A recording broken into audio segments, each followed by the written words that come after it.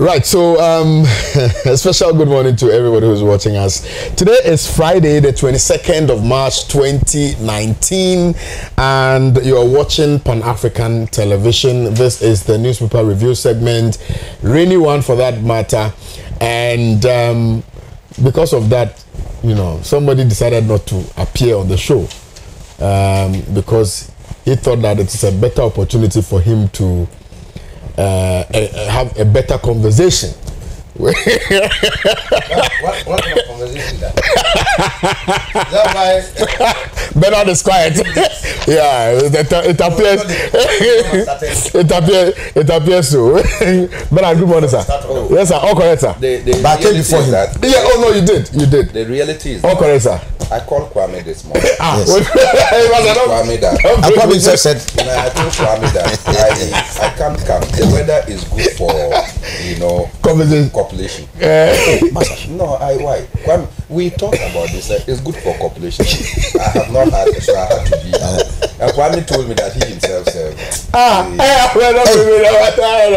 You guys, what kind of conversation? He said he himself he wants to say he's not well. I said, Kwame, you so. Okay, sir. Please. But why? You know me, I was do you know I spoke to his wife this morning? And do you know what his wife said? Oh, this morning, Kwame, he won't come. I'm honest with you, like. This is a very serious issue. No, she's justified. This morning, lie. Look at this weather, Please. Anyway, let's go ahead. Let's move on and look at some of the issues here. I think that the stories that I have here are not interesting, to be honest. It doesn't really excite me.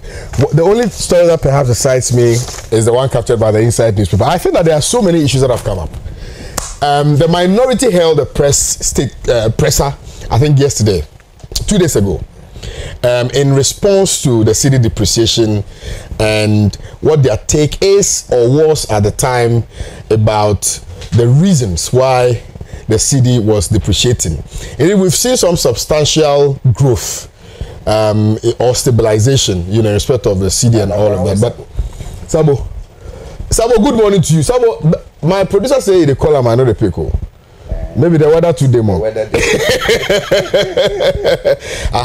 So I want us to look at that issue. There are some key things in that particular statement that will be addressed. And I think there are some 5 key questions that you asked about me instead of, well, me asked how many? 70, is it 71 or so?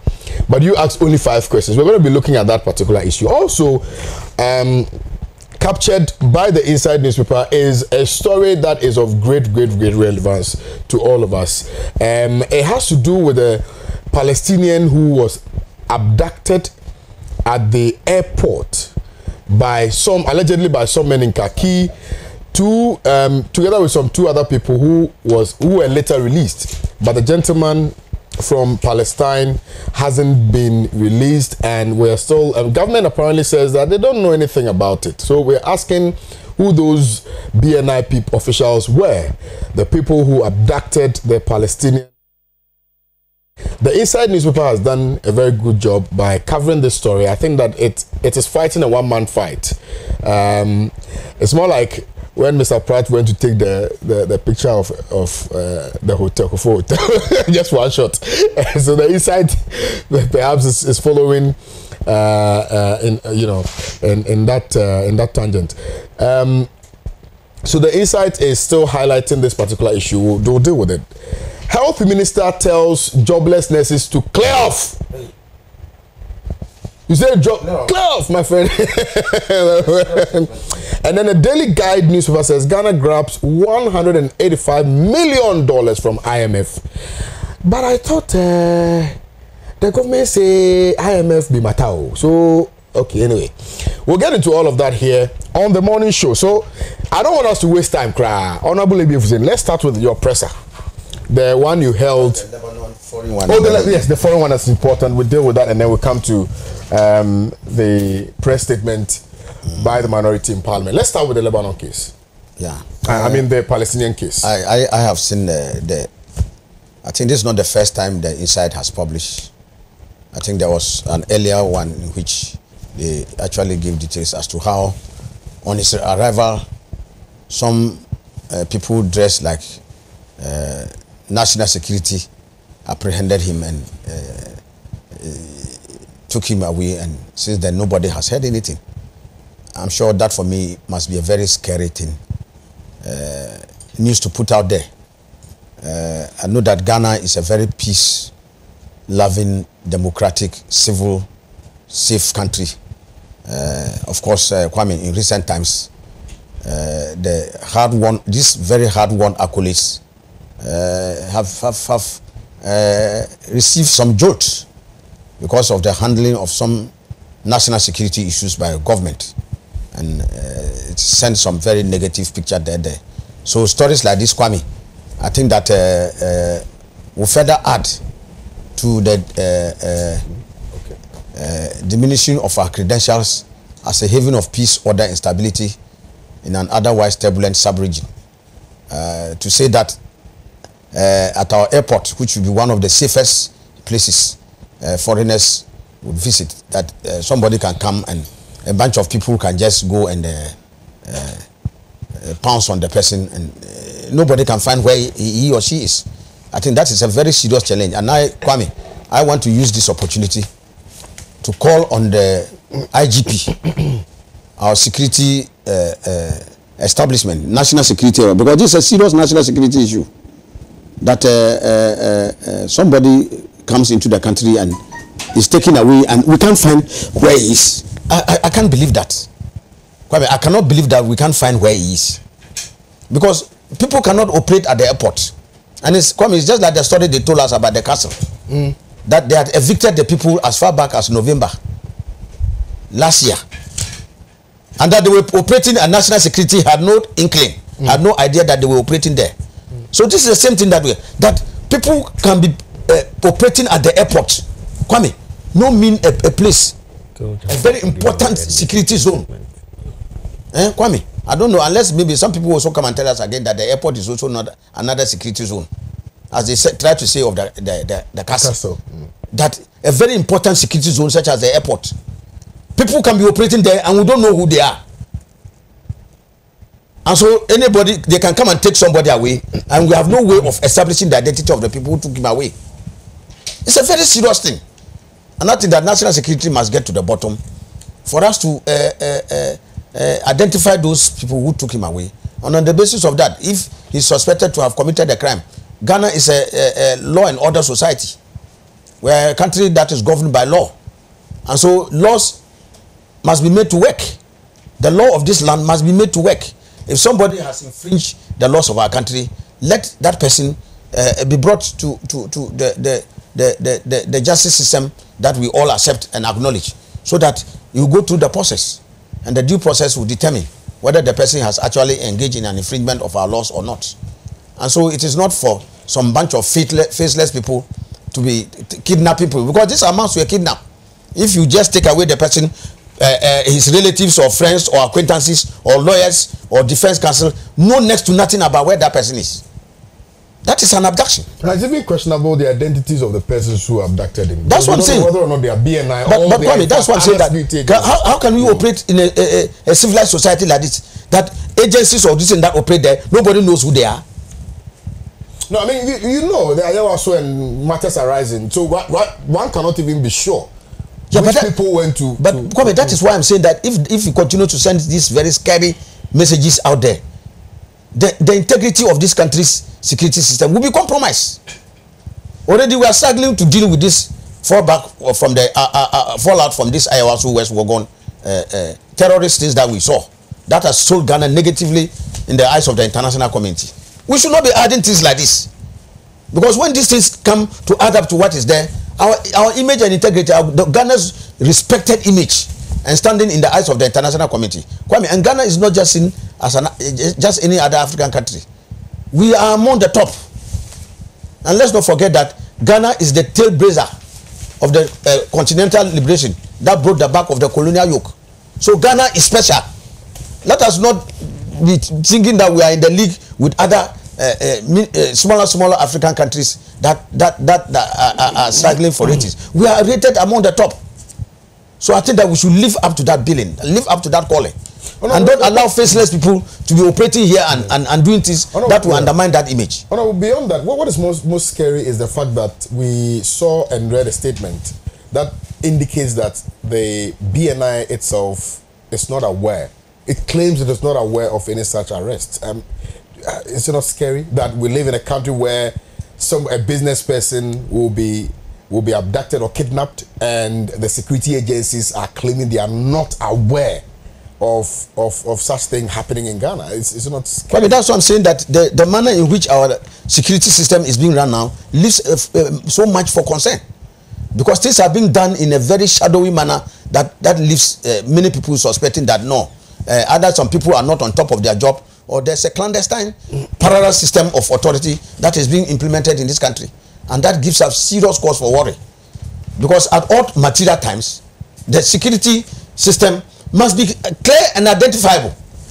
You should know who is operating where and under what command, because the security system is anchored on a command system. It's anchored on a specific security apparatus that operates at given places. So you cannot get at the airport some shadowy security operating there without the knowledge of the security system that is supposed to operate there. It cannot happen. And Kwame, if it does happen, then it tells us that we are in serious trouble as a country. That the orderly operations of our security system is now being compromised, and that leaves serious room for concern. Kwame, all these things, they have an effect on investment flow. You know that as a result of this, a lot of investment, because of these concerns that are coming. Do you think it's right for people to ask the question and express a lot of worry and concern in respect of this matter, largely because of what happened at Ayawaso Westwood, where somebody came to say that they work at the airport? Now, people are questioning that if such people who do not really have a better security background are working at our airports, then it exposes the inexperiences that we've been talking about, for which reason somebody can be arrested at the airport without anybody noticing. Do you think that people are right to say that? To say that because of how we've watered down our security agencies, you know, it's made it very laxed, and people can just simply take advantage of it. See, if everybody is standing erect and you alone you squat, and they find something there, there's unmistakably the decision that you put it there. So I'm saying that, given what has transpired at Ayawaso Westwood, you know, people are now very skeptical about who really handles security, because if you can have all those shadowy figures parading as national security at that time, and Kwame, I even read a statement, I don't know where, but purporting, or it came from mobile phone sellers, disowning double that he had never been one of their members, and that his credentials as even a vendor of phones at the place was fake. You see, so if you have all these fake identities and others, shadowy people operating as national security, it creates serious doubts about the credentials of our national security, and that for me is what these matters like this are even adding up to. That gives even cause for more worry. And I think that it is important for the law to be tested. Kwame, I want to see counsel for this man. Kwame, I don't remember his name. What is the Lebanese name? Maran. Oh, okay. Mr. Maran. His legal counsel should go to court and get the IGP and get the other security people to come and testify and give to the court what they know about the man's arrest, because it cannot happen that the security will have no idea where this man has been arrested and kept. It cannot, Kwame, unless we are fast heading to the status of a banana republic where anybody can go anywhere and do anything. It's very frightening, Kwame. This is a very frightening spectre that is looming in our country. Right. And I think every one of us must be concerned. Very well. Not only for the personal safety. Kwame, I say this is, they send signals to the international community that your country is no longer safe. And so we must do everything possible to not to allow such an image to persist, that Ghana is not a safe place. We should all do everything possible to protect the hard-won image that this is a haven for peace, order and security. and that our democratic credentials are still solid. People's fundamental human rights and freedoms are going to be respected at all times. Very well. And so that would anchor us to continue to be the destination where we want people to come and invest, create more jobs for our people. Affect tourism. But otherwise, if this can, many people will not come. Yeah, I think that is very frightening. Kwame, we should take every requisite step to deal Very well. with it. Thank you very much, Honorable A.B. Efuseni. Bernard, I think Honorable has looked at the issue from our democratic credentials to our security issues and all of that. How would you look at this particular incident? Well, Kwame, I don't know whether it needs repeating. When you have a country where your security is auctioned, your sovereignty has been sold for 20 million Ghana cedis to that of the United States of America, where the United States of America, through its Defense Department, can come into Ghana with their claims. They'll have a dedicated runway. When they come, what they come with, your security cannot go unless the American officials allow you or permit you to go inside the flight to be able to determine whether you should come in and check what they have brought in. And when they are getting out of the country, you are not allowed to go and inspect what is inside the flight and what they are taking out of your country, because they have signed a defense pact with you, and that your government has allowed them to engage in search. What do you expect? They would adopt you. The United States of America will do anything that will further their interests. So when you had the Ghana-US military pact, and Alaji, you people were in Parliament, and Parliament passed that agreement. So I'm sure I think you should refer to the minority. No, I'm saying that it's Parliament. Yes, Whether the minority walked out, I was there in that day. Yes, I'm saying, and I know the it is position important that on the record. the position that the minority held. Yes. I So went you on state it. demonstration on this, Yes. knowing the dangers that we all face as a people. So today, somebody who landed on the shores of Ghana, the flight on which he came to Ghana, the flight manifest will be available. The details, everybody who sits in the plane, as soon as you buy your ticket, it's recorded. If you boarded the flight, it will be recorded, those who are on the flight. And if you arrived, it will also be registered. That is what the flight manifest is supposed to give. The person arrived, was detained by our immigration officials for hours on end. And between conversations and among conversations between the BNI, the National Security, and the Ministry of Interior, they eventually agreed that the man should go off. In my view, having arranged that as soon as he leaves the immigration session, some people could adopt them. Were they the Americans who adopted them? And knowing America and its abhorrence about Palestinians. So if it is possible that the Americans got here and they wanted this Palestinian businessman, and you let him go, they will pick him up and then they will fly him back, because you cannot go into their flight.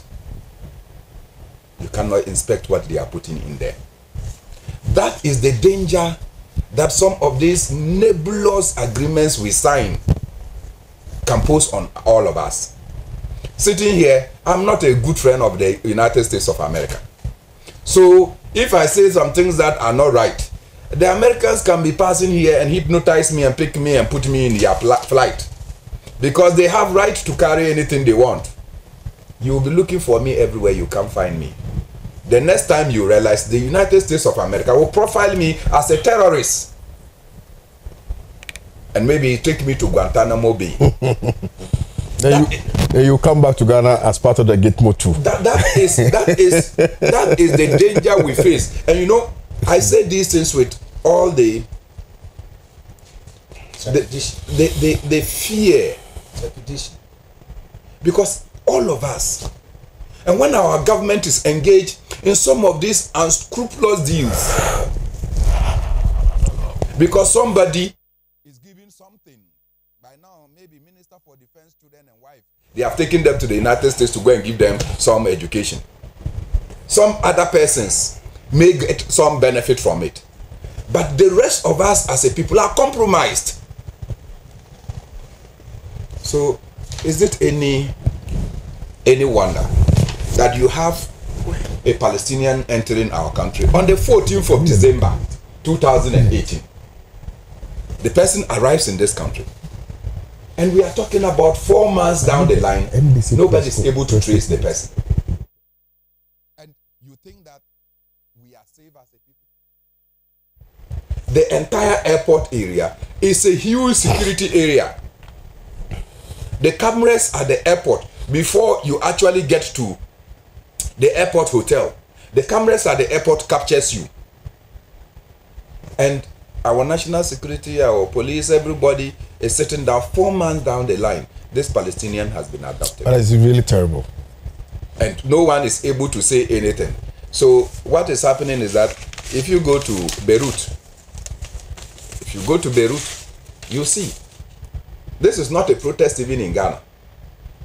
They are protesting all the way in Beirut, demanding the whereabouts of their own and the immediate release of him. If he has committed any crime at all, we know how our laws work. Within 48 hours, the person is supposed to be charged and arraigned before court. What is this? Where is this coming from? That our laws are no more functioning. People can be adopted. Okay, foreigners who even come to our country can be adopted. And you are out there claiming that you are bringing investors. Our vice president is out calling investors to come. When businessmen come to the airport and they can get lost, you want people to come here? What kind of business environment are you creating? So all the work that the vice president is out there doing, after this story has gone on to the internet, you think that the Indians will want to come and suffer a similar fate? Particularly when an Indian man who owns a business here, the court said they should take him. The minister immediately deported the businessman. You remember? I remember. So we are wasting a lot of state resources by going out there to look for investors, knowing very well that with this kind of security situation in your country, it will be difficult for people to come. But I'm saying that Kwame should not come to any one of us as a surprise. And that's why I said that I don't need to repeat myself, because when Ghana was signing the defense pact with the United States of America, we talked about the dangers. This is a possible danger arising out of our own perfidy. Thank you very much, Bernard Mona. Bernard Mona's submission also very succinct, and we are going to be looking at some of the other issues that I mentioned earlier on. I want us to discuss the NDC presser a bit later on. So now what we're going to be looking at has to do with what has been captured by the Herald newspaper this morning. I think it's important that I read it out. Health Minister tells jobless nurses to clear off. Yes. What's up, buddy? One clear off. You know, when it's said in fancy, it's very painful. What's up? Anyway, say it in Wali or that. It's more painful. Eh? How do you say that? See how venomous it is. How do you say that one? You're chinity guy. You're chinity guy. Get out of here. That's a boy. Anyway, now the Deputy Minister for Health, Tinana Ayele Mensah, has urged unemployed private nurses to desist from picketing to demand employment, as their action does not tackle the Akufo-Addo government one bit. The coalition of unemployed private nurses has given the government a 10-day ultimatum to find its members jobs or face a demonstration. The group has accused the government of gross discrimination in securing its members jobs. But speaking to Bolare on Star Chat on Star FM on Wednesday, Tina Mensah, who is also member of Parliament for Malam Bawe, stated that government only does the private nurses favor by employing them, so they should desist from giving unnecessary pressure. Quote, One thing that I want to make clear to the private nurses is that we are not under any obligation to employ them. We don't have any bond or memorandum of understanding that states that they should finish and we will employ them. It's a favor we are doing them and not obligatory. I want to make it clear to them that it is not when they come and pick it, that is when we employ them. This is what was said by the Deputy Minister of Health, Tinana Ayele Mensah. I didn't know she has such bomb in her mouth. When I saw her posters, I said, oh, this is a very beautiful, nice woman. Anyway, Bernard, let me start with you on this one. I wish that you were a fan of reggae. No, not who they capit. No. I'm a reggae fanatic. If you are a fan, you would have known that Lucky Dube sang a song behind the beauty. Lies the true colors that will destroy me in the near future. I didn't know if you said also lies reggae. Charlie, the young adult. You see the big man, and you don't know that the big man is here. I visited when we went to Jamaica recently. I went to Bob Marley's sitting room where he sat and composed a lot of the songs. Wow. Including where he sang the song On My Single Bed. Yeah, man. The same roots. Hey. I had the opportunity to sit on that single bed. Wow. Rita will get you. And use you as a replacement.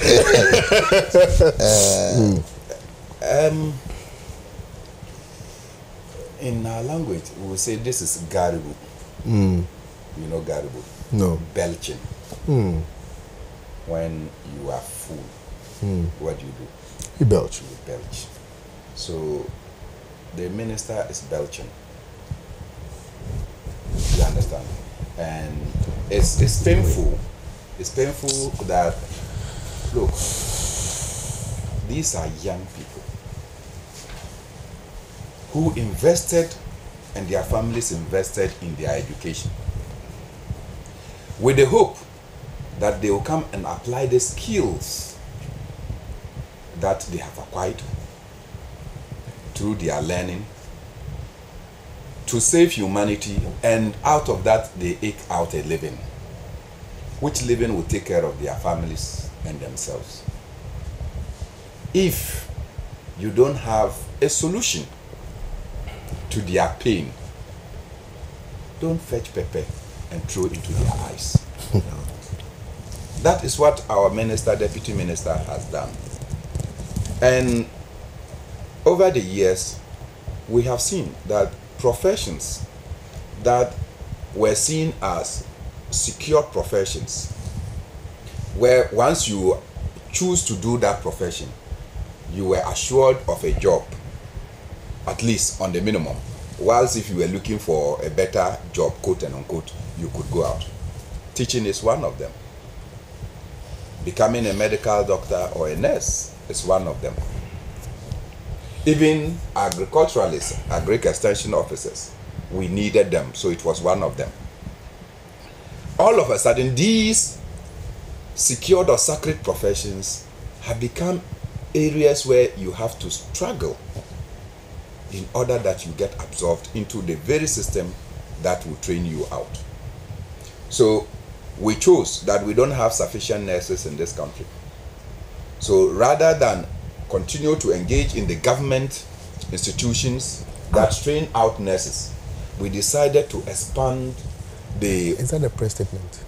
the opportunity to what do we call it, to private sector to ensure that we are able to move our paramedics very much. Unfortunately, what we have seen is that the expansion into the private sector to allow the private sector to train more.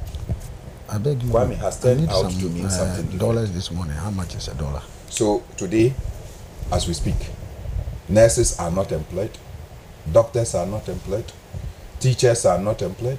As for journalists, the least said about it, the better. Because I see, even in this studio, many of the young people have volunteered to come and be here, just so that The things they have learned in the classroom, they can experience it on the field. No employment opportunities for them.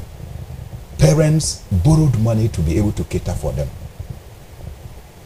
So when you finish school and you are desperate to help your parents repay at least the monies they have borrowed before you can start your own.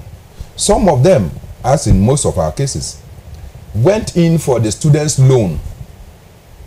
And you see, the day you take the student loan, the next day the interest starts to accumulate. So even before you finish or you start a job, bring my phone. Even before you start the job, you get, Kwame, you are disrupting me. Even before you start the job, you are in debt. And these nurses, with all the assurance, they have been bonded. Don't forget that. Allah, you know that. They have been bonded to stay and work for a period. They can't even get the chance to go and work to escape their bonding period. So they are tied to a bond and no employment opportunities exist before them. So as I said, when our ministers, they are belly full and they decide to belch, there's nothing you can say about the show of sadism. I don't know the term to use, but this is sadistic. You understand? No, it is, you know, somebody has a pain and you are inflicting more pain on it. How do you say that? You understand? Is this sadist? Sadist. You understand? The people are in pain. They are desperate. And you know, just last week I was on a show. After this program, I was on a show. And what did I see? People are no more using tramadol as a way of intoxicating themselves. People are missing tramadol and opium. And opium, because why? The tramadol, they have abused it so much that it doesn't work on them. Opium itself is yeah. So now they add opium to it. Then you add tramadol. Yes, so that they can go high. And if you check most of the people, they are the frustrated people who have come out of school, the young, energetic people whose energy we could push into other fields. So there is a national crisis, but the national crisis, I can say without any contradiction, that though it did not start with Akufo-Addo, it has been compounded by the way and manner they are handling the situation. You are not building CHIPS compounds anymore. Health facilities are not being expanded. So how are you going to absorb the people we are training out of the many institutions? So the challenge is really big. I sympathize with the unemployed nurses. We need a lot of them, for instance, in Sankana, in Sanerugu, in Pekbura, and many other areas.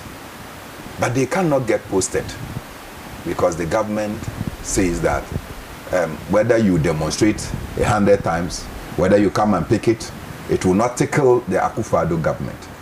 So that is the attitude of our government officials that should be worrying to us. In some other jurisdictions, by this statement alone, the person would have resigned because the public uproar. These are children, Ghanaian children, Ghanaians who have come out, and all they are looking for is that they are not begging for arms. They are begging for opportunity to work. True. You understand? We are begging for the opportunity to work. And you come and tell us that whatever we do, it will not tickle your government. Whether we get work or we don't get work, because you have been employed by government and you are enjoying the luxuries within the function. In some other jurisdiction, this minister would have been forced to resign and maybe even abdicate the seat in parliament because your pronouncement is anti-social growth. Akufo-Addo doesn't see this. So I'm disappointed, but I'm not surprised about the kind of things that are happening within the government of President Nana Akufo-Addo. Thank you very much, Bernard. Mona, let's hear from you, Honorable A.P. Fuseni. Yeah. I'm trying to get the press statement of the NDC. But they did it, so he will know. No, but I have a copy. I'm just trying to get the hard copy of it, and then I can... You mean our press statement? Yes, your press statement. You're going to use it, isn't it? No, yeah. I've asked it to... but I can give it to you to read snappers. Okay, all right. Kwame, press statement. I have the opportunity of meeting Madam Tina. I think she's a member of Parliament. She's somebody I encounter many times in Parliament. She's a very nice, decent person, and so I am shocked that she can make this statement. But you know Bolari. Yes, A fine gentleman. I'm just coming to you. You made something about the behind the beauty lies the truth.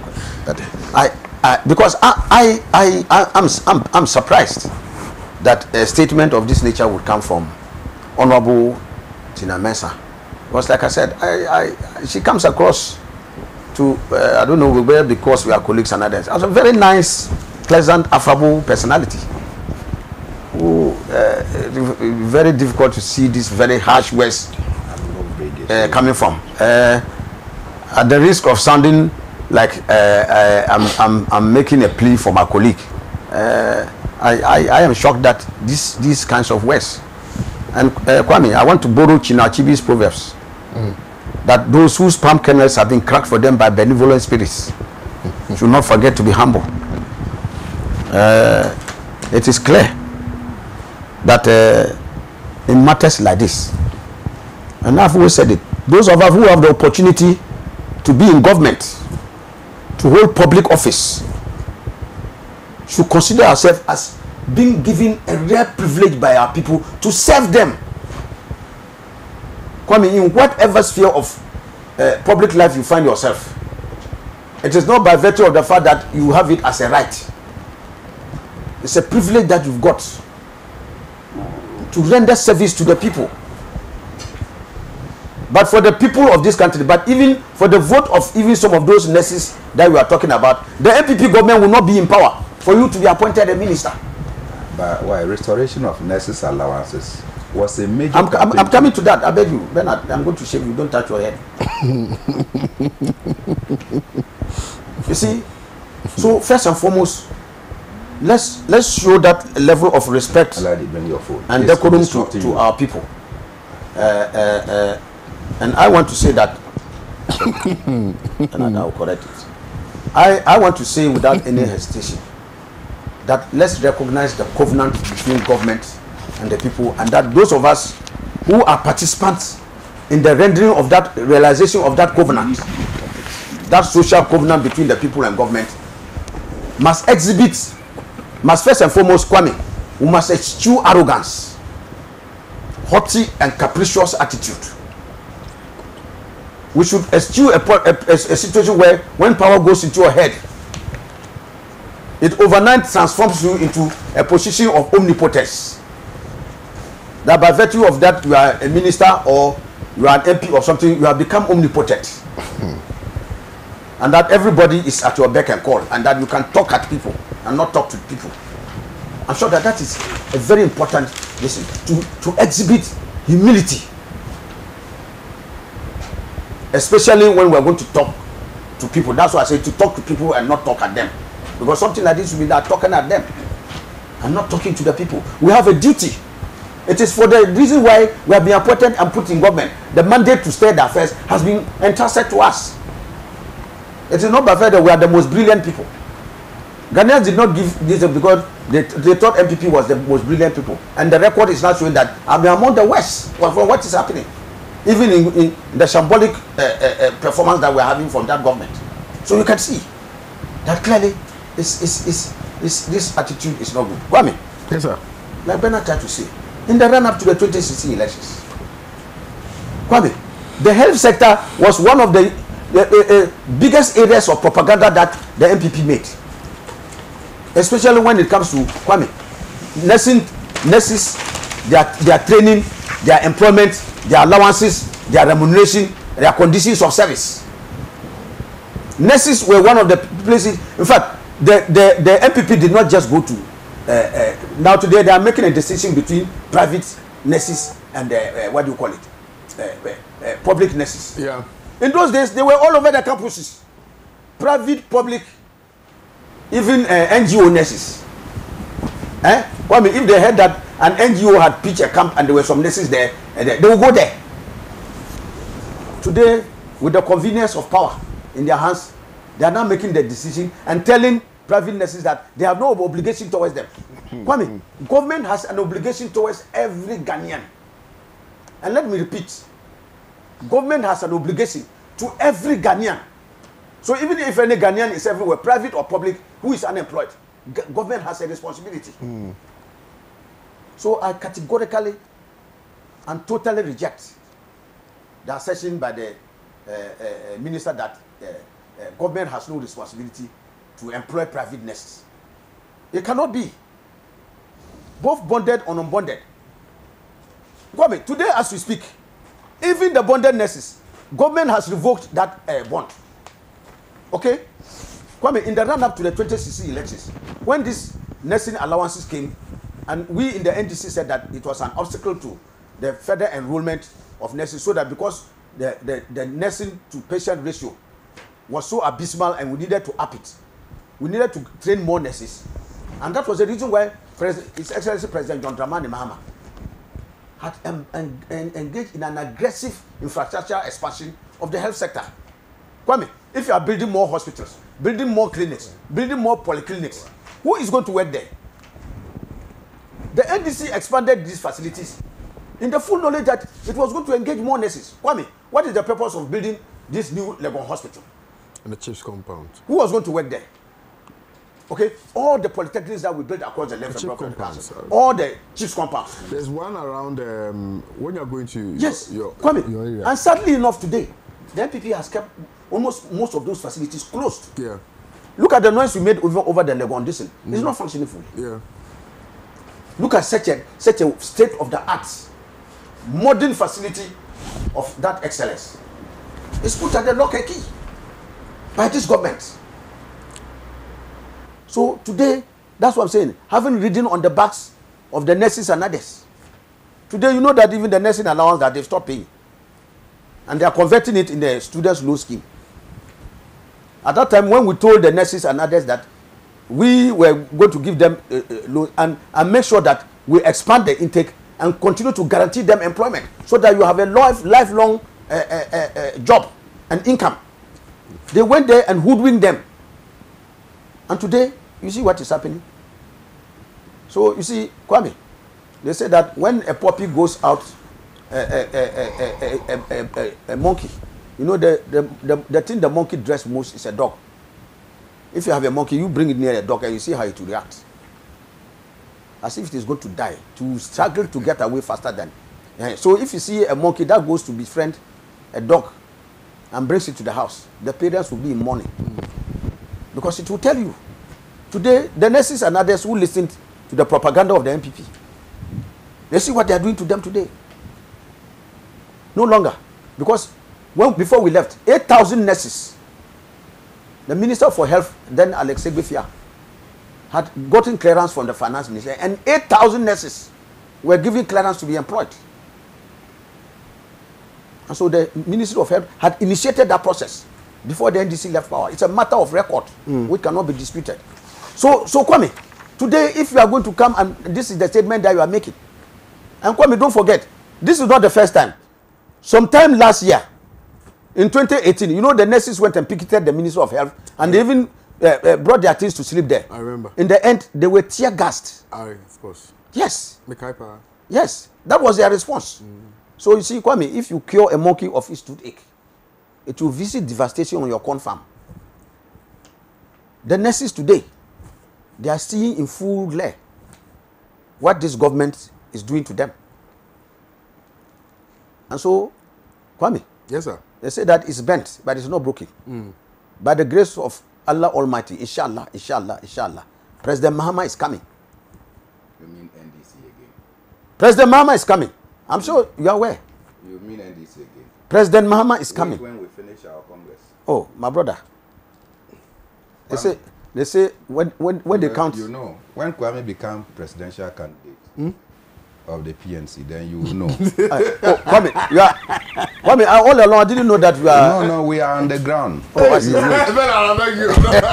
Make nobody kill me. I didn't know you are a leading PNC member. Right now No, we are looking for a presidential candidate. Oh, okay. Substance. You wait. I'm sure. You are not under consideration. I can't be because I'm a full-blown, proud, unrepentant. know You know, your now that they are origins. saying Usumepa is claiming that some people want to kill me, I should be very careful so that some other people will not come and kill me. At least talked about that. You mean you fear to die?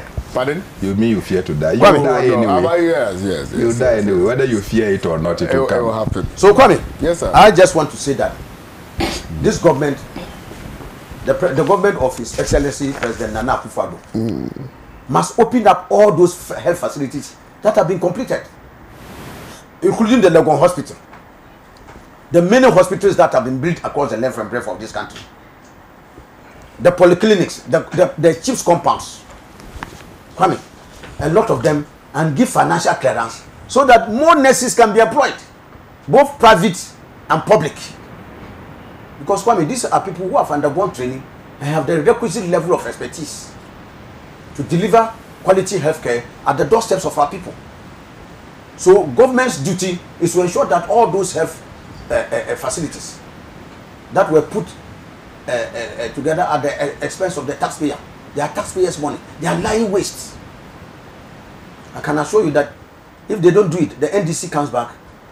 Kwame, we are going to equip all those medical facilities with the requisite level of staff and logistics so that they will perform. That is why President Mahama built them in the first place. If a dog will not bite you, it will not show you its teeth. If we are not interested in expanding the base of our healthcare to meet the needs of our people, Kwame, we didn't put up all those health facilities. And the government comes down and engages in the colossal waste of the taxpayers' money without putting those facilities to use. I think it's totally unacceptable. But for me, Kwame, the good people are taking judicious notice. Today, Kwame, I remember I went to engage some of the nursing trainees and others at that time. Some of them have graduated today. Kwame, today, I am telling you that go speak to them and you will hear what they will have to say about the MPP and the promises that were made to them. They have become wiser for it. And so it is important that, for me, we exhibit a lot of humility. Those of us who are given the rare privilege to serve, let us not only endeavor to treat our people with respect. Let us endeavor, even where, Kwame, you cannot even, you don't have all the answers. Even where you cannot give them the employment that they want in the numbers that they want at that particular time. Kwame, let's have some very suiting words for them. You see, Kwame, you may come looking for something from me. Okay? If I don't have that thing to give you, I'll just say, oh, Kwame, go away. I don't want to see you. But when you come, I say, Kwame, oh, you see, Kwame, I'm expecting something maybe by the evening or tomorrow morning.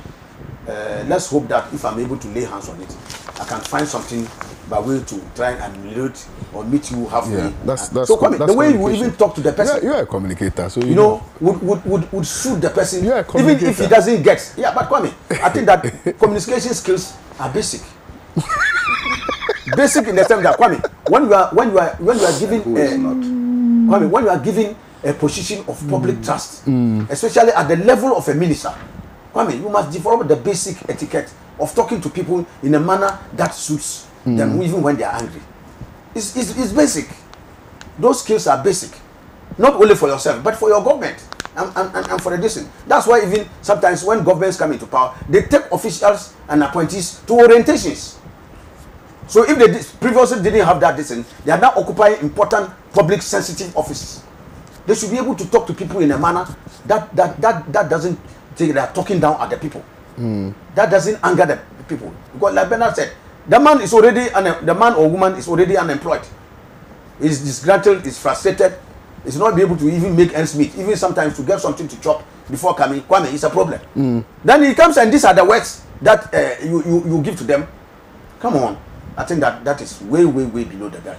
Right. Nothing that I'm sad that is coming from my honorable colleague because I like I said, I know her, and she doesn't come across as somebody who is well. arrogant. Honestly, she doesn't come across me. Madam Tina doesn't come across me. All that test.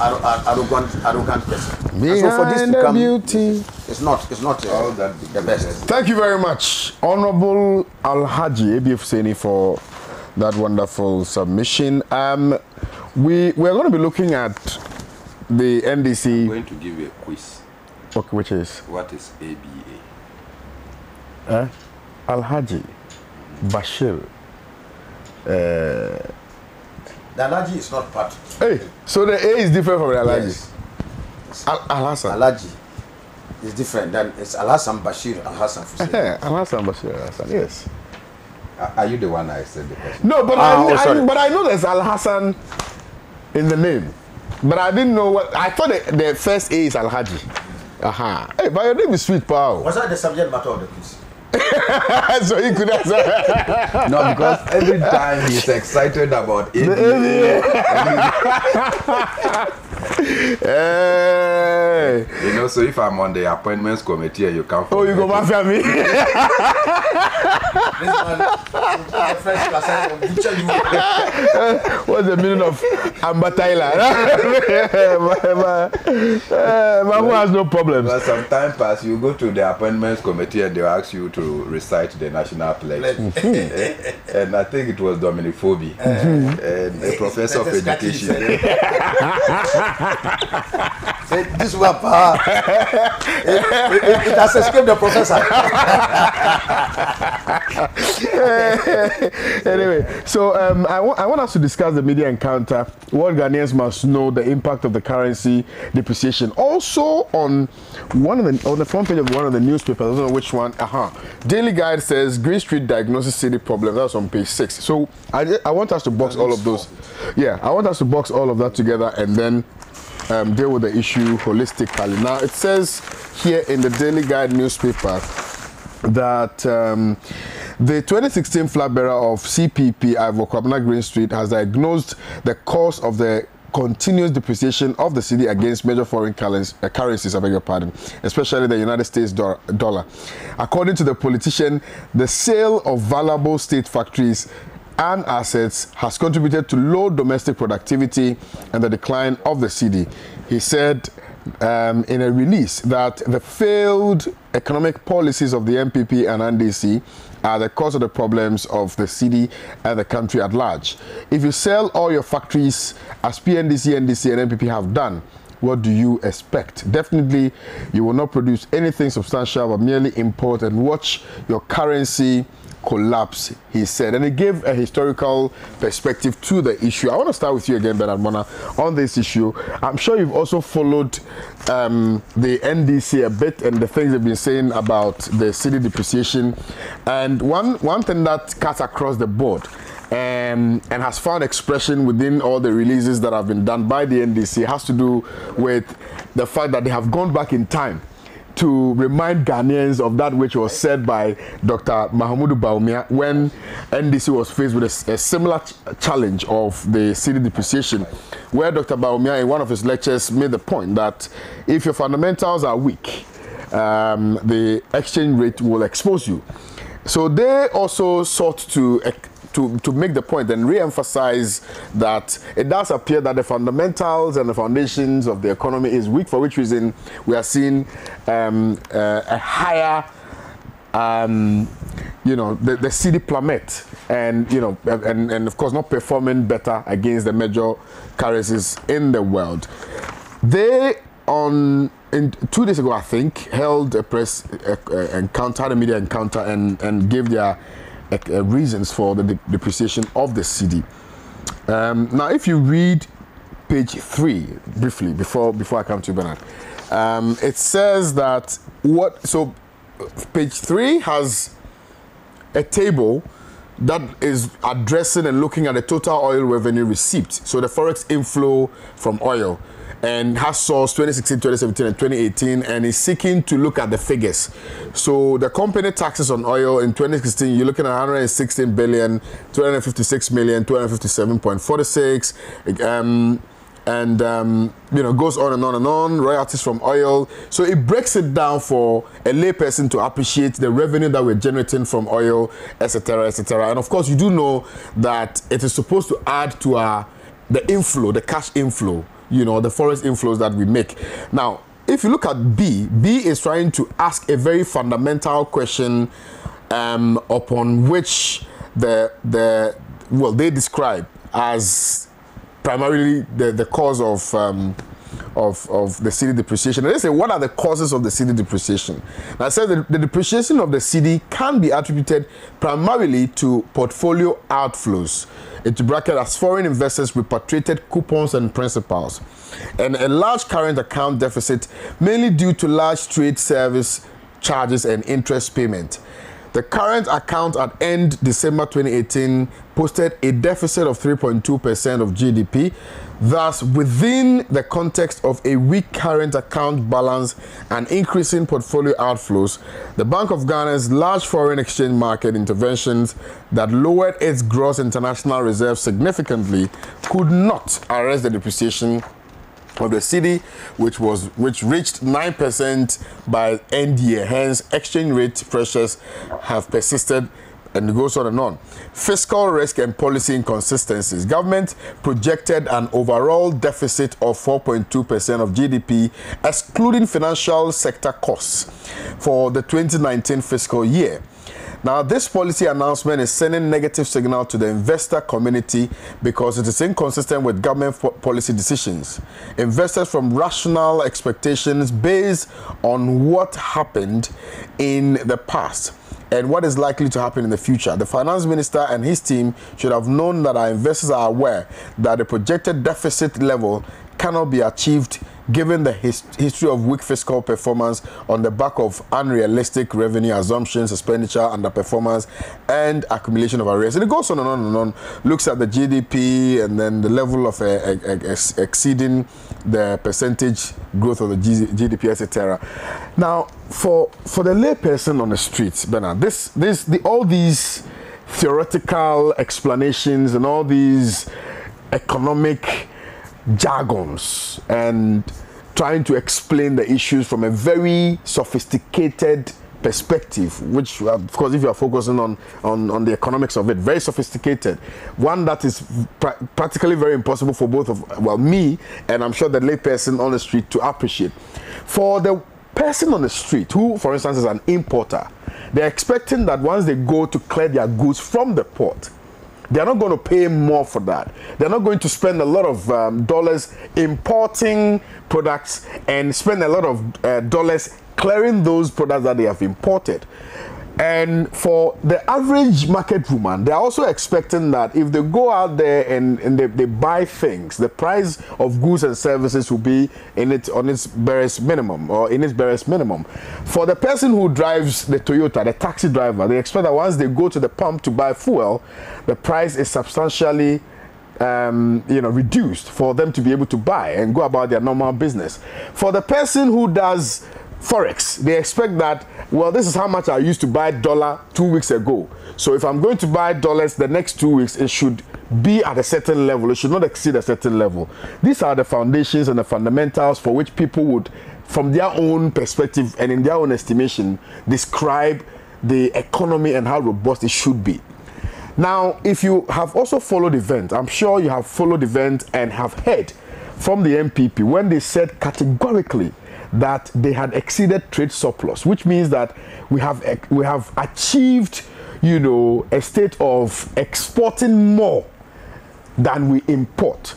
Now, if that assumption is anything to go by, then what it means is that the dollar inflow must be more than the dollar outflow, which means that we're supposed to generate a lot of revenue. I mean, a lot of money coming in as opposed to that which we are taking out. That is one. Secondly, this government also, I'm sure you have followed, that when it came to power, took a certain economic stand, and they said that they were going to be fiscally disciplined, because one of the reasons why, in their own estimation, NDC failed to perform was because NDC was spending anyhow and was not fiscally disciplined. Now, if you look at the report that the NDC has put out, it is seeking to suggest that there are some inconsistencies with even how fiscally disciplined we are and the figures that have been churned out from the quarters of government, which has, as it were, has made investors lose confidence in our economy and wanting to invest. So there are so many issues that I want addressed here, even though we have a little time. But Bernard, I want you to look at these issues from a very broader perspective and bring us all home to appreciate the fundamental issues of currency depreciation that we are facing now. When you have the president of a nation disagree with his vice president on major policy positions, then you should know that we are in actual difficulty.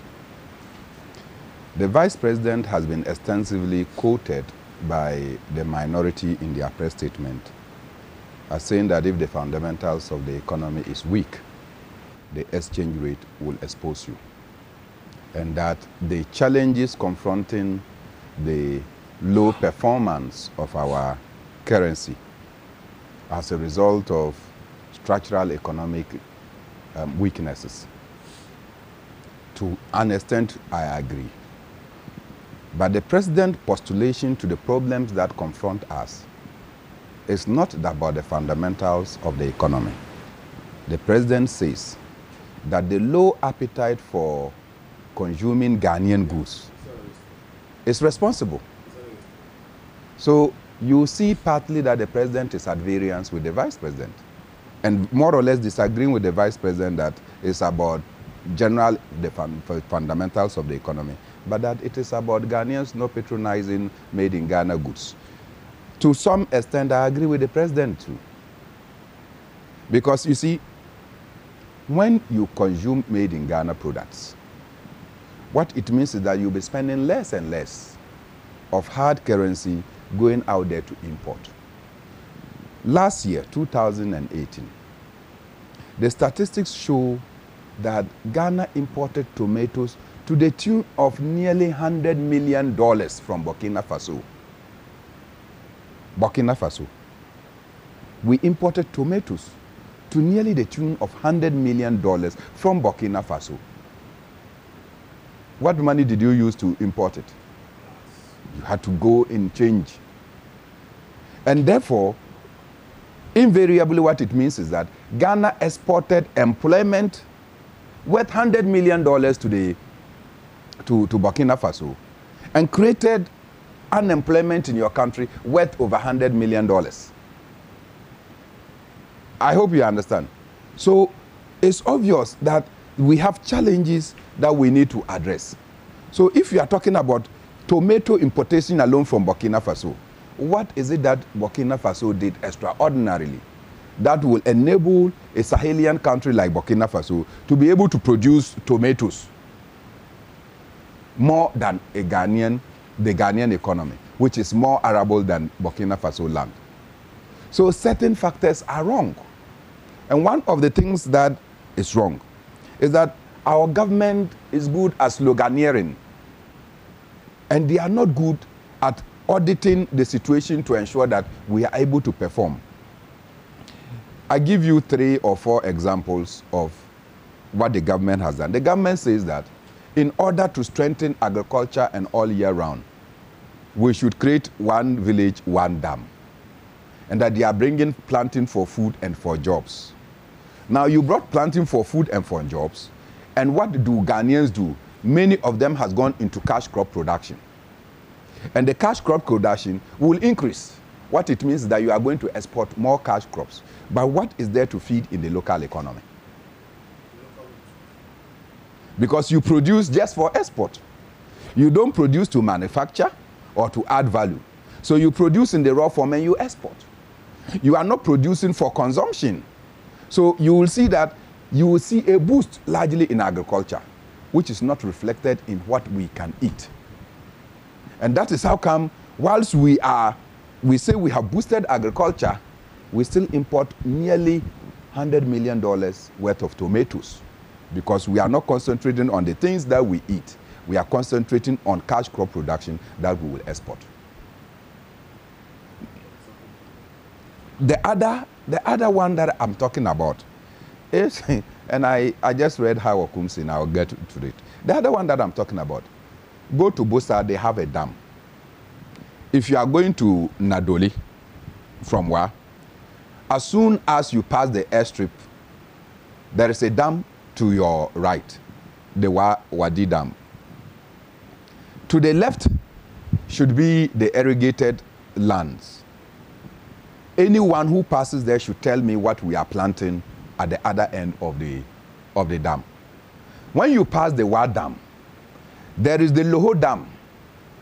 And before the Loho Dam, which broke just last year, you will get to know that it's not being used for the irrigated purposes for which it was constructed. Then you get to Kaleo Dam. To the left, we are supposed to use it for expanded agriculture all year round. What is it used for? Nothing. Then, of course, if you go to the almighty Sankana Dam, the Sankana Dam and the irrigable land, they are at variance. So, it is not the construction of dams that will necessarily bring about a leap in all-year agriculture. It is about doing an audit first of the existing dams. Go to Busa and check, why is the Busa Dam not being utilized the way it's supposed to be utilized? Why is the Wa Dam not utilized the way it's supposed to be utilized? Why is Loho Dam not utilized? Why is Keleo Dam not utilized? And why is Sankana Dam not utilized? By the time you do an audit and come out the report, you would not be able to diagnose the problem and then fix the existing dams so that they become more relevant to your new concept of one village, one dam. But here is the case, the dams are in existence, but they are not applied in the manner that we want it. Why are you spending money digging that house to do dams? So the little money that you get, that you would have actually done proper investment so as to augment productivity that will stabilize your currency, you are there and you are not thinking about it. You think about awarding contract and getting 10%. We can't continue on that path. Hawa Kumsin is saying that by the end of July, listen, we are going to have 50 warehouses completed. Warehouse is an industry. Warehouse is a factory. Jesus Christ. You promised the people of Ghana one village, one district, one factory. And now you are telling us that the warehouses, and we should come and clap for you.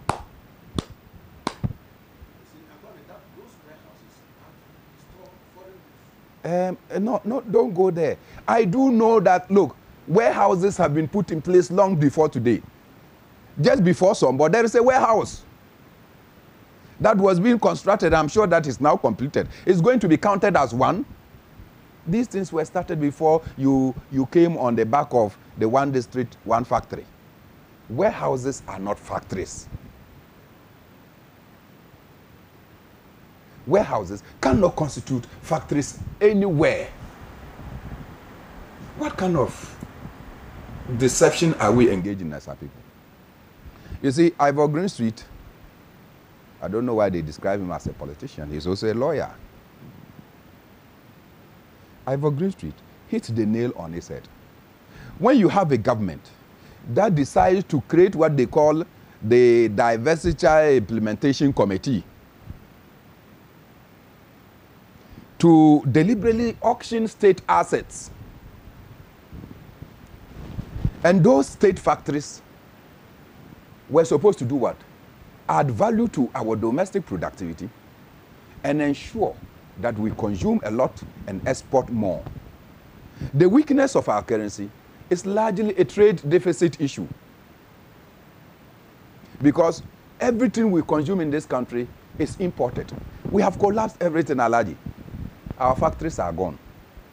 Commander Sugar Factory, until Mahama decided to resuscitate it, but it's also even collapsed just after resuscitating it. Asuchuare Sugar Factory, Aboso Glass Factory, Kumasi Shoe Factory, Akumadan Tomato Factory, Palugu Meat Factory, what do we call it? Bonsa Shoe, Thai and other factories. You go to Kumasi, you have the jute factory. The Aveime, the Nasia rice, you know that. Gumani used to be called Rice City, your own community. All those factories, we deliberately collapsed. Not in Sao, we were manufacturing and assembling Sanyo, Yes. TV, radio stations, Yeah. and what have you. Yeah. We had the new plan. New plan, yes. New plan. We are assembling buses, startup buses, and many others here. So what happened? Kwame Nkrumah. Ghana, when we get The problem. Kwame Nkrumah, you people are No, struggling. Which people? Me. You know, You so, and this current government. Kwame, why? Not Protect me from this. Thank you very diversion. much. Please go ahead. You understand? So I'm saying that I got hit the nail right there. That when you deliberately set up the diversity implementation committee to ensure that you sell off state assets, the Tumu cotton ginnery, where is it? We sold it to the Indians. Which country produces more textiles than India? Apart from Bangladesh, maybe. And you sell your Tumu cotton ginnery to the Indians in the hope that they will come and invest in your cotton industry. You are sick. They will buy it.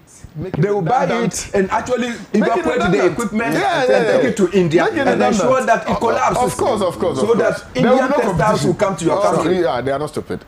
What are we doing here in this country? What are we doing? And you know, we do as if we are a people that doesn't think. So the cotton industry is collapsed. We used to have the, what do we call it? PDL, Plantation Development Limited in Wa, where some of my colleagues went and then they got employment because we were producing cotton. People were taking the cotton. Look, in most communities, PDL, plantation. Sorry, plantation. Power PDS. No, because that PDS we still, there's a Remain PDS. properly, so. I'm talking about Plantation Development Limited. Many people got their life out of that. Look, our community people got employed. They went to the cotton farm, harvested the cotton. We could produce on our own. That went to Yamutu. So, if today we are not producing anything, we are importing everything. Worst of all is that, unlike Rwanda, Kwame, where you come from, you understand? Where they have banned the importation of second-hand goods, brony wawu, bend down boutique. No, they don't import rice, so they grow rice. You understand? They have banned the importation. Here, we import everything second-hand. Braziers, second-hand. Panties, second-hand. Toothpick, second-hand. Toothbrushes, second-hand. Mattresses, second-hand. Everything second-hand. What you don't import second-hand is toilet paper. And you know why? Because the second-hand is non-available. So if you spend your hard currency importing everything, things you can produce, toothpick, when you eat and there's something left in your teeth, you take something, some small stick to remove it, allergy. That one too with the importer. Why? You bet me they are back cry toothpick. That one too. That one too with the importer. So when Ivor Greenstreet says the reason why you have this currency volatility is because we are auctioning and selling our state assets. Look, Alaji, most of the imports that come to Ghana come by way of what? Sea transport. We used to have the Black Star Line. We owned it. So other companies, private sector, that wanted to import will patronize our Black Star Line. Today, we don't have one. In fact, the Black Star Line doesn't even exist. The dry dock, we even auction it to Malaysians. When we want to construct the FPSOs, we go and sit in Singapore because they have dry docks. To construct FPSOs, do you know how much money we pay? We had our Ghana Airways. That used to be the pride of the entire Africa. Black Star Line. We have come, we have sold it. So Ivor tells us that look, Sankofa Yenchi. And it is not magic. Let us do the basic things. You may hate Nkrumah, but he laid down the fundamentals of the economy that will make the economy strong, Alaji? Which fundamentals will ensure that your exchange rate is strong? Unfortunately, we decided to torpedo Kwame Nkrumah and the big agenda he has for our nation. And here we are. Finally, before Alaji comes, I've read through their press statements. And you see, typical of the NDC and NPP politics. They are engaged in the blame game. They are engaged in the blame game. The NDC propositions here are temporal. The Minister for Finance is saying that, oh, we are going to borrow money. We have gone, and indeed they have gone to do what they call roadshow. And they are telling us that we should clap for them because they are oversubscribed. Why are we so useless a people? Why? You are, they take note. After the 1987 speech Thomas Sankara gave at the IMF, at the OAU, where he said that we will not pay the debt we owe the world, and that if we pay as Africans, we will have problems, and that the debt is as a result of colonialism, and that we did not bring colonialism onto ourselves. It was imposed on us. And those who colonized us are those who have transformed themselves into multilateral institutions, giving us loans to impoverish us more so we can continue to be dependent on them. After that, they decided that very little will come from those countries. They have created that, oh, today they tell you that you are a middle income country, so you can't borrow from countries, go into the capital market. So the capital market includes individuals. So now you are borrowing from individuals. You are not borrowing from states. You know why they are doing that? So that their states, you can't get up and say that you are not paying the debt you owe to Germany, you owe to France, you owe to any other country. Because now you owe individuals who decided to give you money by way of the so-called bonds. And who invest when there is no profit, Alaji. So you go and you are selling bonds.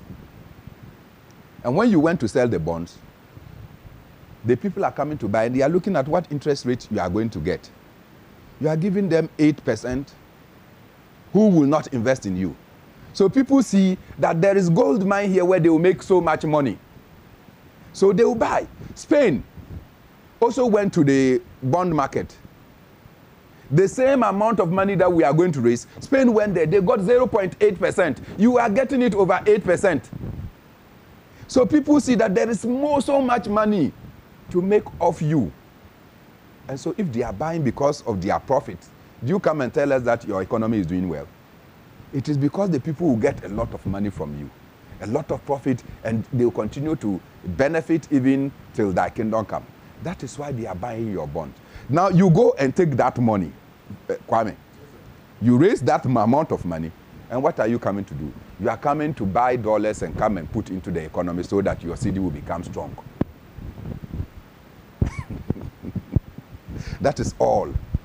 You don't want your currency to fluctuate. You are not going to use that one to invest in productive sectors that will ensure that you are able to generate the stimulus that will strengthen the local capacity of the economy so that the city will become stable permanently. You are just using that as a transient stopgap.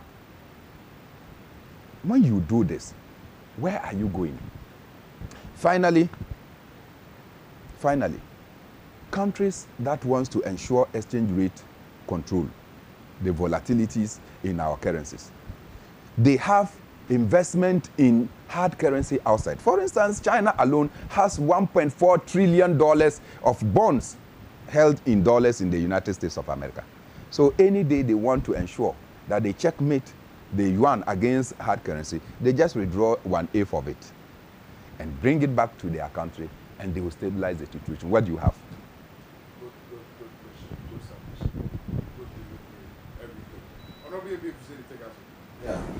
Yes, sir. I think Bernard has spoken eloquently about our press conference, and you read a lot.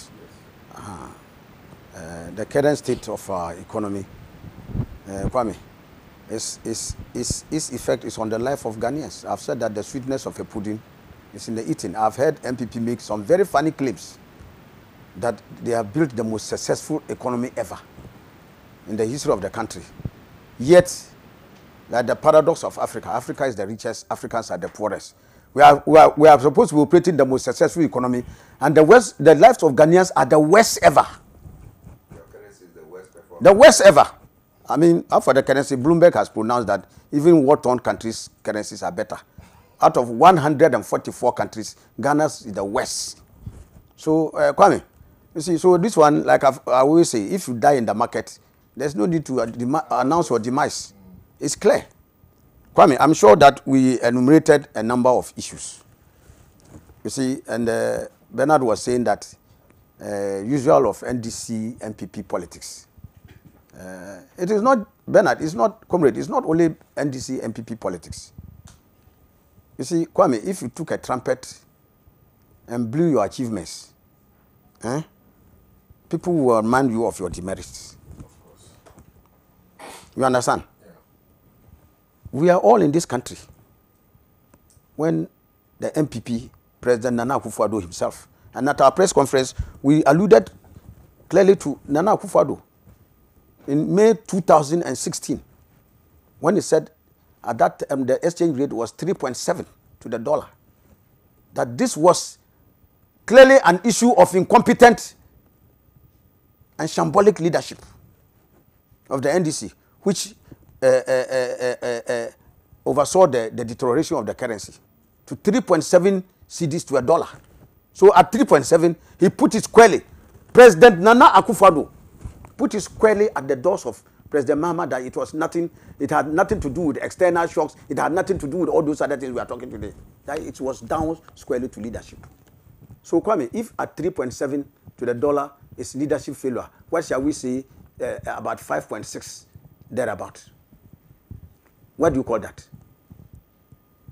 Is that the reason why you were calling? No, we are saying that the president would follow his own. Was on Alaji was calling to get today's yes, because you see, one of the things I'm hearing, you heard me calling them. I was calling the banks. Live on TV and you were calling people. Because it's interesting, Kwame.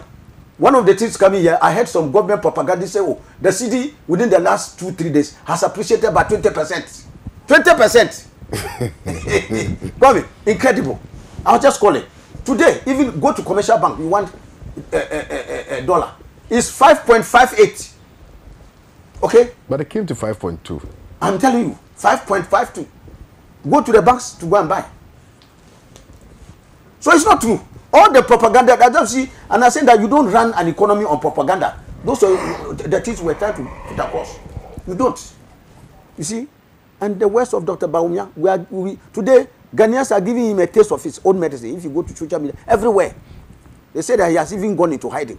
He had to run to India to go and do pharmaceuticals. He's now a pharmacist doing drugs. Kwame. So you see, his own words, that you can do all the propaganda that you like. If your economic fundamentals are weak, the exchange rate will expose you. Align. So let's tout Dr. Baumia for being the most brilliant economist that has ever emerged, not even in Ghana, in the world. He's the legendary Koko Anansi, into whose head all economic wisdom has been put. So we salute him for his extraordinary brilliance. So we are just going to adopt his own ways. So you can do all the propaganda that you like today about the economy, that the economy is in a fantastic shape. So if the exchange rate exposes you, what shall we say about you? And it has come through today. So that is one leg of the problem. Kwame, we have indicated in our press conference, and I'm sure you read some of them, portfolio outflows. Kwame, a lot of these other investors and others, Kwame, and that is why it is important to have the commanding heights of your economy in the hands of your own people. Because Kwame, I've always said that if you have your mouth in somebody else's kitchen, you don't accept you cannot accept your independence and freedom. That is why indigenization is one, and that pays eloquent tribute to the legendary founder of this nation, the legendary sole founder of this nation, Osajifu Dr. Kwame Nkrumah, who took steps to ensure that Ghana had an indigenous strong economy in which the productive sectors of our economy were in the hands of Ghana and Ghanaians. Because Kwame, all these people who bring their investment into this are going to repatriate their monies in dollars. Ghana cedi is not convertible international currency. Okay? So even if you talk, look, Kwame, yes, MTN alone, MTN alone, what they can send out in 1 month. Today, every Friday, they take monies out of Ghana. Kwame, I'm telling you alone, it's not a joke. 10 million. Okay? So if you come and say you are bringing how much into the system, there will more people out in no time. Okay? And you are talking about other multinationals and other transactions. You are talking about interest payments. MTN. Okay? Vodafone. One of the important three items, all of them, apart from compensation, interest payments and statutory payments. Interest payments occupy one of the big chunk of this, that takes a lot of our foreign exchange. And given this reckless, insatiable appetite of this government for borrowing, Kwame, we made it clear in our press conference that if you put all those other things together, including the net foreign exchange losses, under the watch of this government alone, in 2 years, they have sent the national debt, they have added to the national debt over 80 billion Ghana cedis. This government alone, within 2 years, Kwame, within 2 years, they have added over 80 billion Ghana cedis to our debt. You see, and we're saying that, Kwame, just factor in, and let me read this to you, that even if you take just the without even adding that even fresh foreign borrowing has added, and we know that a lot of borrowing has gone on, even including the recent 3 billion that we are trying to add to our debt. You see, as at the stock of public debt, as at 2018, given by the Bank of Ghana, Kwame, was this external debt $18 billion. Okay. Now the finance minister in his 2019 budget pegged the dollar exchange rate per those transactions at 4.8 to the dollar. So Kwame, if you multiply this 4.8 to the dollar by 18 billion, okay, it gives you a figure of 86.4 billion.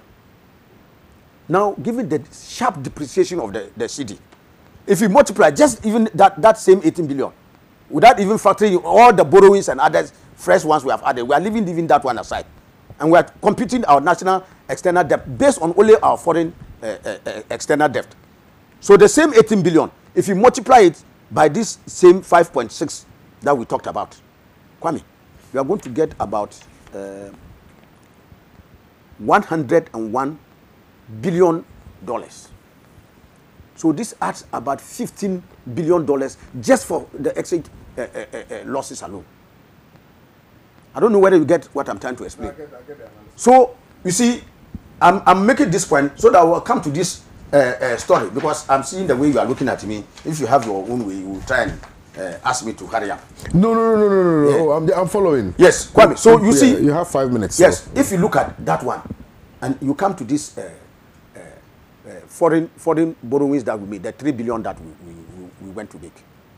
Number one, they are touting the success of the 3 billion as unprecedented in the annals of the country's history, and that is a remarkable achievement for which we all ought to applaud the NPP. Let me remind them first and foremost that this is a government which, in opposition, had stated that this country was awash with resources. That Ghana had abundant resources so much that, as for them, when they come, number one, they will not even borrow. Kwame, and if they have to borrow, it will have to be very rare and selective.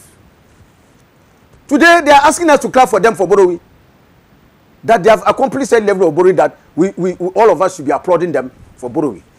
Is it not a shame? They are eating back their own words like yam. Kwame, yes, sir. Let me give you this example of what has happened, especially in respect of this borrowing. Okay. And compare it with other countries that have floated sovereign bonds. First and foremost, this bond that they have put, they are long-term bonds. They are not short-term. So, Kwame, investors look at the short-term prospects of a country. They are seeing Ghana's oil industry growing.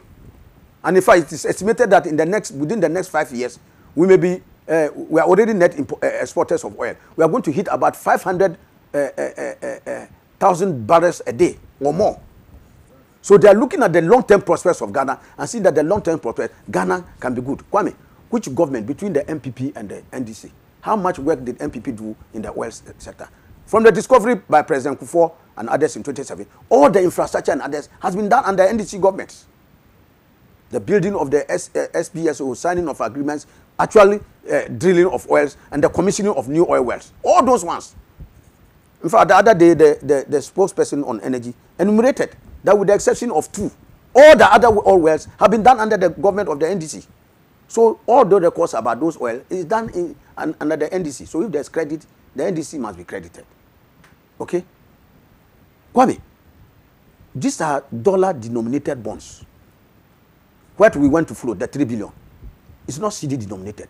So if you want to see that there's confidence in your economy, do CD denominated bonds. And Kwame, we have the history. They did some last year. It was a total flop.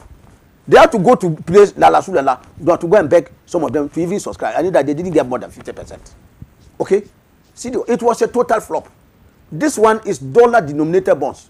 And Kwame, there's a substantial difference. Because of the volatility of our currency, investors are not very keen on going for CD-denominated bonds because it can render their capital useless. So because of that, as for the dollar, whether you like it or not, at the end, you will pay it in dollars. So they will take the same dollar and be secured. So don't make a mistake. And that's why we challenge them that if they want, they should go and do a CD bond. If they want to see, they say there's confidence in the economy now as we speak, not in the future, now. They won't get anything. So they should not waste our year. And Kwame, I have figures. Look, Ghana, we did, these are, like I said, long term. 7 years, 12 years, and 30 years. That's what bonds, that is what we did. Okay? The 7 years, we paid a coupon rate of 8.75%. The 12 year, we paid 8.12%. And then the 30-year bond, we paid 8.95%. Kwame, and said it was oversubscribed how many times? Kwame, Cote d'Ivoire. Cote d'Ivoire also did the same 12-year and 30-year bonds that we did. I just read ours. The 12 years is 8.25%. The 30 years is 8.95. Cote d'Ivoire did their 12 years. This is 5.25 coupon rate. 5.25 when we're doing 8. Okay? Now, the 30-year Cote d'Ivoire is 6.6. We are doing 8.95. More than 2% additional interest. Kwame, Cote d'Ivoire's one was overly subscribed. It was as overly subscribed as ours. But they even did theirs at a lower coupon rate. So you know, in our case, we're even adding more debt onto the taxpayer. That for the next 30 years that we are going to pay that this, paying it at 8.89, it means that the interest rate that we're paying is so high, far higher than even countries like Cote d'Ivoire, who did it at a cheaper rate. So between the two of us, who is better?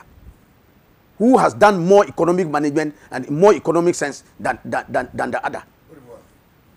And you have them making this noise that this is the biggest thing that ever happened in the history of this country.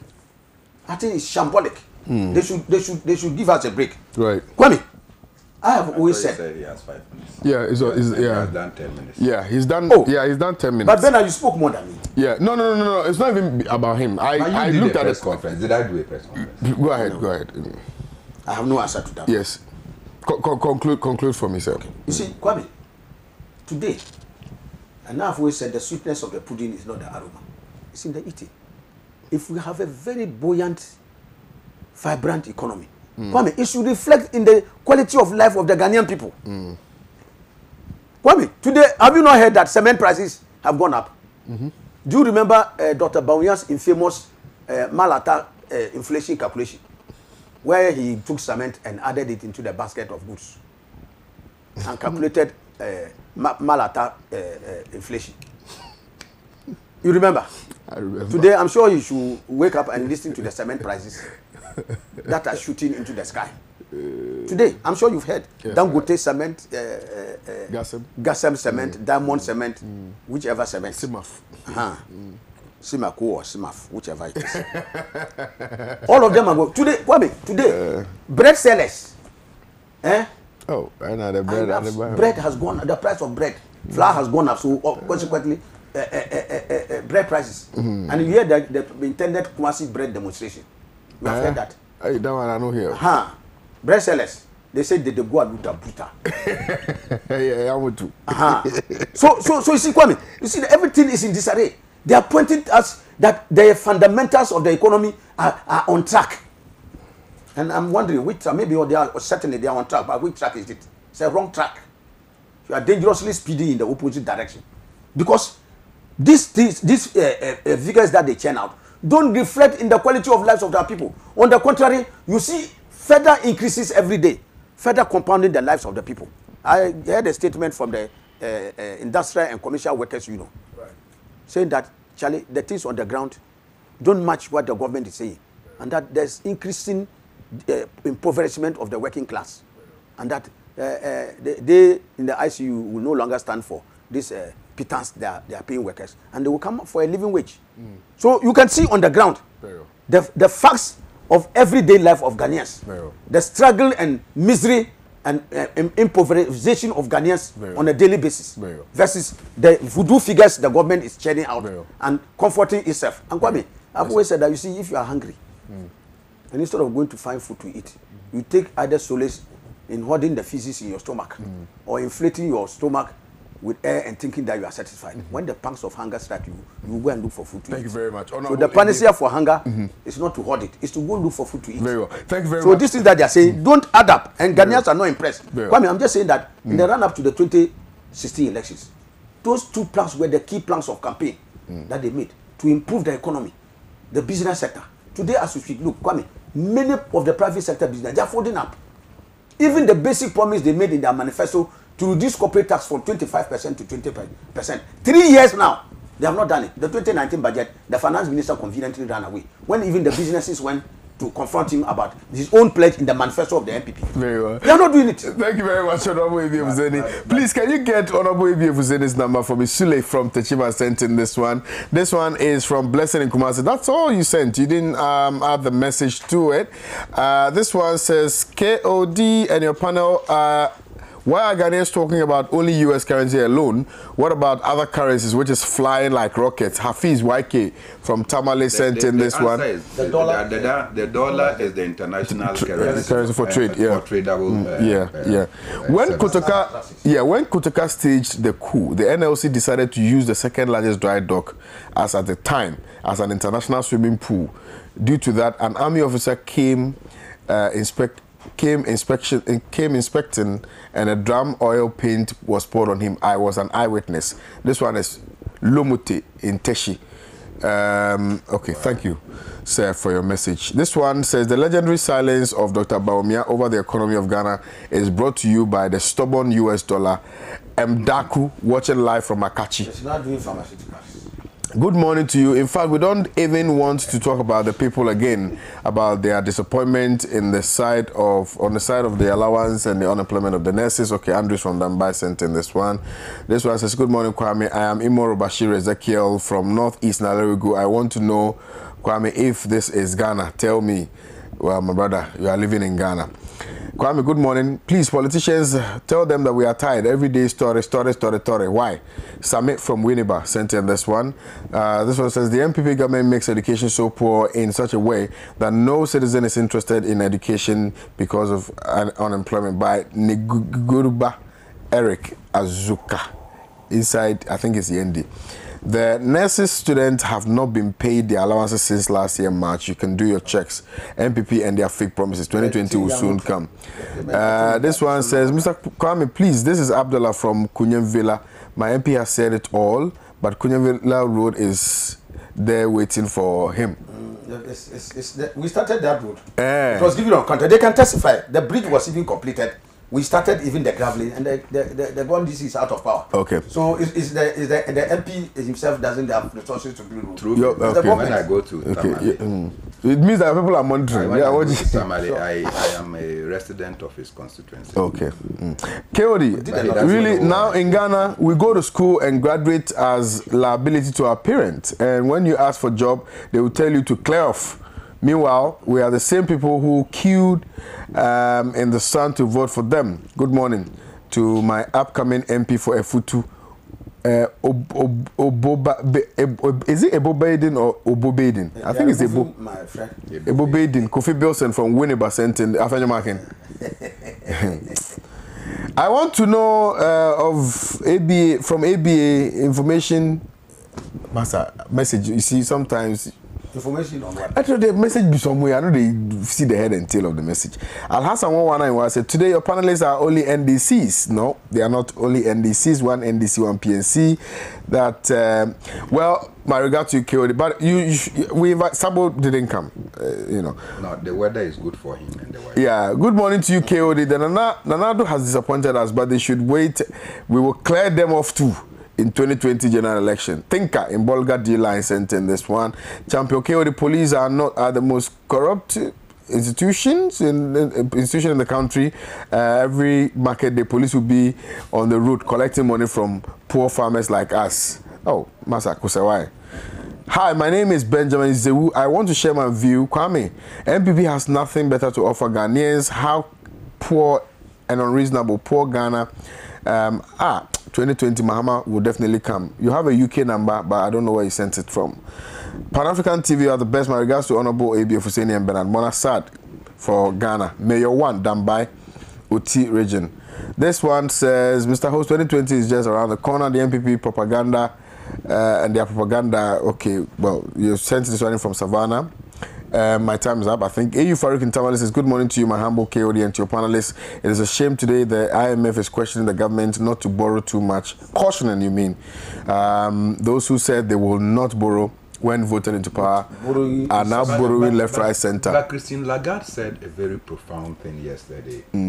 She said that providing free SHS is good. But when you are borrowing to finance free SHS, that's terrible. It is terrible and not sustainable. Yeah. Good morning, Mr. Host. It's even worse, Kwame. I have a document here. This was Christine. Leave it with us. Yeah, I'll give it to you. Leave it with us. Yeah. Some of the borrowing is there to pay salaries. Wow, I see. Forestry workers. Let me read NAPCO, two more messages. You know all these NAPCO people have not been paid. They are borrowing to get money to go and pay NAPCO workers. Let me just they don't read. have money now. Let me just read two of the messages, and then I wrap up because my time is fast spent. This one says, good morning, Pan-African TV. I really like the way your panelists are contributing to the show, to the program. The couch, keep it up. No wonder you are with Pan-African TV. Captain Boatin of Swan Lake, North Kaneshi, sent in this one. Thank you. I think yesterday, the message came in yesterday. Good morning, Champion KOD. Please, we don't need the minority to tell us the real state of the nation because every Ghanaian knows that things are not going well in this country. So the MPP must work and stop the talk. Abu Sadiq, lover boy in Nasawasi Kumasi, sent in this one. Good morning, Champion KOD. This is a long message. I cannot read it. I'm sorry. Akufo-Addo's government, this is also very long, from Soga in Asasewa. This one says, Kwame, this is my first time watching your program. Where is Sabu?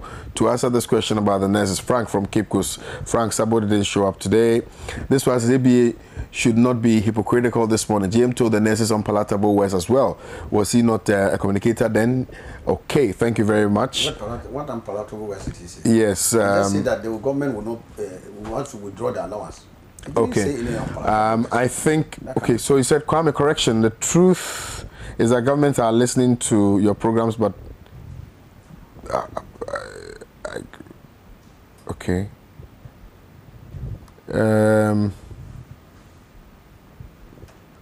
Okay, all right. You are praising our program. I mean, Musa, but I've seen your messages. I'm sorry, my time is up. Did you look at your face on the set where you were struggling to make sense of the message? Yeah, it's sometimes, you know, how they send it is very difficult to make sense out of it. But thank you very much, but I want to always... The problem is that these days, and people the shorthand. Yeah, shorthand. It's very expect you yeah. to understand. You cannot, yeah. And you know, it's even corrupting But our way why of if you can have communication. the opportunity of also sometimes Crawling let's it. find to display. Yeah, we'll but crawl the it. numbers We are- actually want to change this set. The things are, so that you can display them. yeah, you know what I'm saying. But thank you. You have to learn to crawl before you can walk. Thank you. Yes, yes. Thank you very much for your time, Honorable Abi Fuseni. Thank you very much, Bernard Mona. Al Hassan Bashir Al Hassan Fuseni. But send a message when Sabo comes next. He has a lot of questions to answer. Yes, including clearly. why he didn't show up. Including why he didn't show up. Yes. Kwame, I wanted to Quickly. say something. Quickly, sir. You know, all this that we have spoken about, Kwame is asking this economic big terms we are talking about. I go to buy goods from a foreign country, and when I was paying, I paid the equivalent, the city equivalent of say That's 4 the cedis. point I wanted you to address. Okay, I bring the goods and I have to price it According to how I bought it. No, sometimes you don't even pay. You buy it Yeah, at the price, bring So it here I on bring credit. it, so I have to price it. I price the goods today.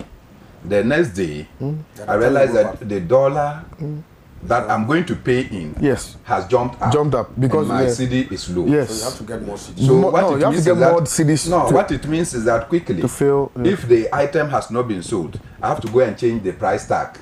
So if I was selling the item for 3 cedis and the dollar has Yeah. gone up, I have to quickly go and add 1 more cedi. No, to but make Bernard, it that's even better. What if you've sold the item? Now you no, I'm bought saying it, that you took when it I've on not credit. sold it. Yes. So Even when when you I've have not sold sold it, When you have what it sold it, means is it's that worse. what it means is that the consumer who came yesterday to buy the item and saw that the price is 3 cedis and said, "Oh, I have only 2 cedis, 50 pesos. Let me go and look for the 50 pesos." We'll come and then we'll see I that. come back today and I'm coming to buy and I see that there is a under new 4 price tag on it. Now it's 4 cedis. But it's actually happening. So you know. this is Yeah. the reality Yeah. that confronts Yeah. the people in the market. Yes, this is And- actually and happening. so you see that every day Prices because are changing. prices Kwame, are yeah. changing The thousands because of people we Yeah. buy in who in also foreign- even go Yeah. to Togo, go Yeah. to Nigeria, these small business women Yeah. who do small to support Yeah. their family. Yeah. A lot of them, their capital has been eroded. Yeah, but the point I was actually trying to establish when And- you made and- your and- point was that sometimes people take goods on credit. Yes. Yeah, So, for that's instance, you go, you take the credit for See, let's say Kwame, $5,000. unfortunately for you us- come, you sell it here. You want to make the $5,000 to go and Yes. pay back. Yes. Now Kwame, you come here and then the price has shot. Now up. you finish selling Selling it, and then you realize no, that you you finish that- selling Kwame, it this even evening, Adam-